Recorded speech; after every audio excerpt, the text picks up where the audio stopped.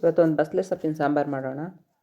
ಬಸಳೆ ಸೊಪ್ಪು, ಬೇಳೆ, ಸ್ವಲ್ಪ ಬಸಳೆ ಸೊಪ್ಪೆಲ್ಲ ತೊಳ್ಕೊಂಡು ಬೇಳೆ ಹಾಕಿ ಸಾಂಬಾರು ಮಾಡೋಣ. 2 ಟೊಮೊಟೊ, ಬಸಳೆ ಸೊಪ್ಪು, ಬೇಳೆ, ಸ್ವಲ್ಪ ನೀರು.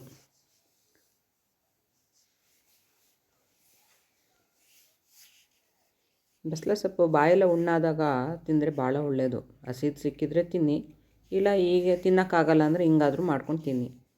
ಸ್ವಲ್ಪ ಅರಿಶಿನ, ಉಪ್ಪು, ಒಂದು 3 ವಿಷಲ್ ಹಾಕ್ಸ್ಕೊಳೋಣ.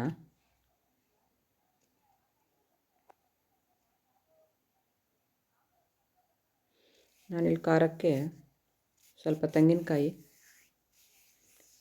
ಈರುಳ್ಳಿ,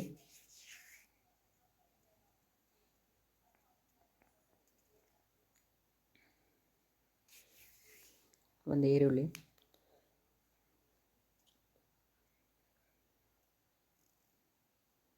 ಸ್ವಲ್ಪ ಖಾರದ ಪುಡಿ,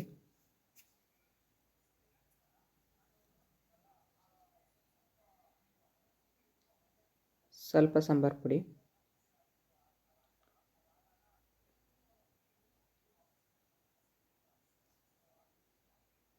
ಚೂರು ಸಣ್ಣದು ಒಂದು 2 ಪೀಸ್ ಅಂಥದ್ದು ನಿಂಬೆಹಣ್ಣು ಗಾತ್ರಕ್ಕಿಂತ ಕಮ್ಮಿ, ಅರ್ಧಕ್ಕಿಂತ ಕಡಿಮೆ ಹುಣಸೆಹಣ್ಣು, 2 ಬೆಳ್ಳುಳ್ಳಿ ಹಾಕ್ತೀನಿ ನಾನು.